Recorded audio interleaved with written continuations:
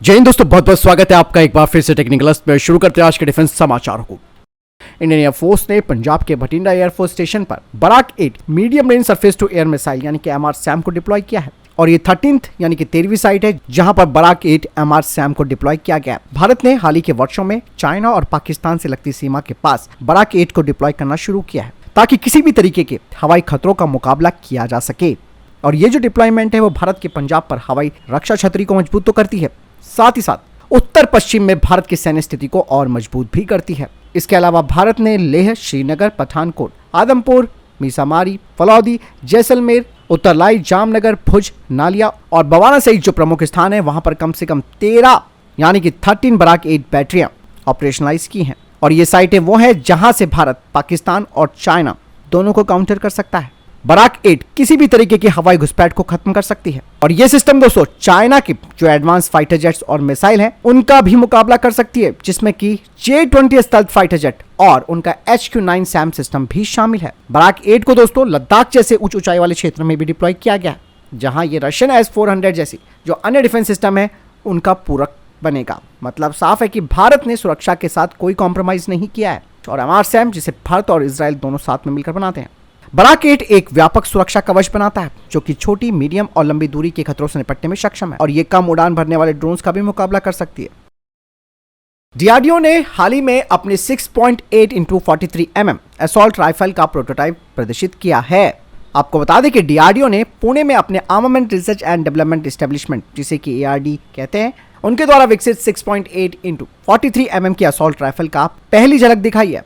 और ये cutting edge weapon कई फीचर्स के साथ आता है, जिसका कि पॉलीमर 30 राउंड मैगजीन है जो कि मेटल इंसर्ट के साथ है और इसमें टेलीस्कोपिक स्टॉक भी है। हालांकि 6.8 × 43 mm असॉल्ट राइफलें इंडियन आर्मी की ऑपरेशनल मांगों को पूरा कर सकती हैं। इससे पहले 2024 में डीआरडीओ ने अपनी 7.62 × 51 mm उग्रम राइफल पेश की थी, लेकिन ये जो नई राइफल है ये उससे ज्यादा एडवांस मानी जा रही है, जिसकी मारक क्षमता, वजन और अडेप्टेबिलिटी इसे काफी संतुलित करके बनाया गया है। इस राइफल की डिजाइन फिलॉसफी ग्लोबल ट्रेंड्स के हिसाब से बनाई गई है, जैसे कि आप अमेरिका का next generation squad weapon programme देख सकते हैं जिसमें कि 5.56 mm नाटो स्टैंडर्ड पर बड़ी हुई रेंज और पैड करने के लिए 6.8 mm कैलिबर को अपनाया गया है और सेम ये राइफल भी इसी फॉर्मेट को अपना रही है। ये राइफल कई खास विशेषताओं के साथ आती है, जिसमें कि इसकी पॉलीमर 30 राउंड मैगजीन को शामिल किया गया है जिसे कि ड्यूरेबिलिटी के लिए मेटल इंसर्ट से मजबूत किया गया है और जो टेलीस्कोपिक स्टोक है वो भारतीय सेना की मैन्युअलिटी को बढ़ाएगी, वो भी डाइवर्स कॉम्बैट सिनेरियो में जैसे कि urban fire fight, mountain terrain और डेंस जंगल्स में। इस राइफल की जो इफेक्टिव रेंज है और रेट ऑफ फायर है उसके बारे में ज्यादा जानकारी सामने नहीं आई है, लेकिन कहा जा रहा है कि ये भी गैस ऑपरेटेड मैकेनिज्म पर काम करेगी। ये प्रोटोटाइप भारतीय सेना के लिए काफी महत्वपूर्ण माना जा रहा है। हालांकि अभी काफी सारी चुनौतियां रहेंगी क्योंकि इस राइफल को कठोर परीक्षणों से गुजरना होगा और ये जो परीक्षण किए जाएंगे वो लद्दाख की ठंड और राजस्थान की गर्मी में किए जाएंगे, जहां सटीकता, स्थिरता और स्थायित्व की जांच की जाएगी और अगर इसमें कुछ बदलाव की जरूरत पड़ेगी तो वो भी करना पड़ेगा। रॉल्स रॉयस दोस्तों भारत को AMC फाइटर जेट के इंजन को लेकर हमेशा से पेशकश करता आया है, लेकिन इस बार रॉल्स रॉयस ने एक नया ऑफर भारत को दिया है। रॉल्स रॉयस के अधिकारियों ने कहा कि जो 110 किलोन्यूटन थ्रस्ट क्लास का इंजन है जिसे कि वो भारत के साथ मिलकर बनाएंगे वो पूरा एक नया डिजाइन होगा और इसकी स्केलेबिलिटी भी होगी, जिसे कि आगे 130 किलोन्यूटन थ्रस्ट तक बढ़ाया जा सकता है, जो कि फ्यूचर वेरिएंट के लिए काफी उपयोगी होगा। लेकिन यहाँ पर रॉल्स रॉयस के अधिकारियों ने कहा कि ये इंजन बिल्कुल सेपरेट होगा next generation adaptive cycle technology से, जिसे कि वो 6th generation fighter jet programme के लिए तैयार कर रहे हैं।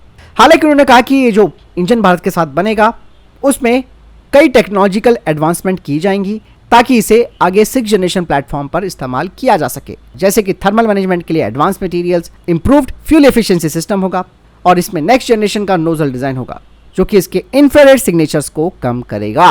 हालांकि भारत अभी इंजन को लेकर पूरी तरीके से आश्वस्त नहीं है कि भाई किसके साथ बात करनी है, कौन रिलायबल पार्टनर होगा, लेकिन कंसीडर तो भारत इस वक्त फ्रांस को ही कर रहा है।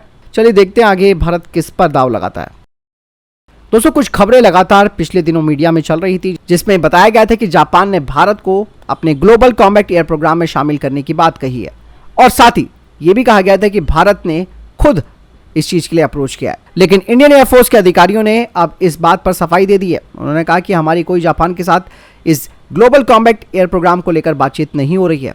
भारत का फोकस केवल और केवल अपने AMCA प्रोग्राम पर रहेगा। हालांकि एयरफोर्स के अधिकारियों ने यह बात तो जरूर कही कि एक इनफॉर्मल ब्रीफिंग की गई थी ग्लोबल कॉम्बैट एयर प्रोग्राम के अधिकारियों के साथ, जिसे कि ब्रिटेन के द्वारा आयोजित किया गया था। उसके ऑफिसर्स 2022 में भारत आए थे इस बारे में बात करने के लिए। हालांकि उस दौरान केवल एक सेम इसी कैटेगरी का नेक्स्ट जनरेशन जेट इंजन को बनाने को लेकर बातचीत हुई थी AMCA फाइटर जेट के लिए। वहीं भारतीय वायुसेना अपने विमान चालक दल के लिए एक cutting edge remote real time in flight health monitoring system को चाहती है, जिसके लिए प्राइवेट सेक्टर की इंडस्ट्रीज से बातचीत शुरू हो चुकी है। आपको बता दें कि भारतीय वायुसेना की यह पहल फ्लाइट के दौरान पायलटों की शारीरिक स्थितियों की निगरानी के लिए गैर आक्रामक यानी कि non invasive variable sensor technology का इस्तेमाल करना है, जो वैल्यूएबल जो मेडिकल डेटा है उसे प्रदान करेगा, जिसका विश्लेषण सेफ्टी प्रोटोकॉल्स के लिए किया जाएगा ताकि समय पर चिकित्सा हस्तक्षेप सुनिश्चित की जा सके। इंडियन एयरफोर्स के अधिकारियों ने कहा कि यह सिस्टम काफी महत्वपूर्ण होगा, जिससे कि विमान चालक दल के स्वास्थ्य की remote real time in flight निगरानी की जा सकती है। भारतीय वायुसेना के सुखोई 30 MKI, मिराज 2000 और राफेल फाइटर जेट जैसे जो हाई परफॉर्मेंस वाले विमानों का संचालन करने वाले पायलटों को high G forces, rapid changes in altitude और ऊंचाई पर तेजी से बदलाव और तनाव के लंबे समय तक संपर्क रहित महत्वपूर्ण शारीरिक चुनौतियों का सामना करना पड़ता है, जो कि उनके स्वास्थ्य और उनकी परफॉर्मेंस को प्रभावित करता है। और उड़ान के दौरान संकेतों की रियल टाइम की निगरानी पायलट की स्थिति के बारे में महत्वपूर्ण जानकारी प्रदान कर सकती है, जिससे कि ग्राउंड आधारित जो मेडिकल टीमों को हाइपोक्सिया, थकान या हृदय संबंधी तनाव जैसी समस्याओं के शुरुआती चेतावनी संकेतों का पता लगाने और दुर्घटना से बचने के लिए निवारक उपाय करने में मदद मिल सकती है। हिंद महासागर क्षेत्र में भारत अपनी रणनीतिक पकड़ को मजबूत करते हुए अब एक ऐतिहासिक कदम उठा रहा है। भारत अब 13 अप्रैल 2025 से तंजानिया के दार एस सलाम के तट पर 10 अफ्रीकी देशों के साथ अफ्रीका इंडिया की मैरीटाइम एंगेजमेंट नाम का अपना एक मल्टीलैटरल नेवल एक्सरसाइज करने वाला है। भारतीय नौसेना और तंजानिया पीपल डिफेंस फोर्स द्वारा संयुक्त रूप से आयोजित ये 6 दिन का अभ्यास है, जिसमें कि Comoros, Djibouti, Eritrea, Kenya, Madagascar, Mauritius, Mozambique, Seychelles और दक्षिण अफ्रीका शामिल है। पहल है वो भारत के अपने आर्थिक हितों की रक्षा करने, समुद्री डकैतों से निपटने और हिंद महासागर में चीन के बढ़ते हुए प्रभाव का मुकाबला करने के प्रयासों में एक महत्वपूर्ण कदम है। यह अभ्यास 2 फेजेस में किया जाएगा। कार्डनरी शिप बिल्डर ने भारतीय नौसेना के लिए तीसरे next generation offshore patrol vessel की कीलेन सेरेमनी आयोजित की है। और ये जो next generation offshore patrol vessels हैं यानी कि NGPOV, ये 3000 टन के डिस्प्लेसमेंट के साथ आएंगे। इनका इस्तेमाल तटीय रक्षा एवं निगरानी, खोज एवं बचाव कार्यों, ऑफशोर एसिड और एंटी पायरेसी मिशन में इस्तेमाल किया जाएगा।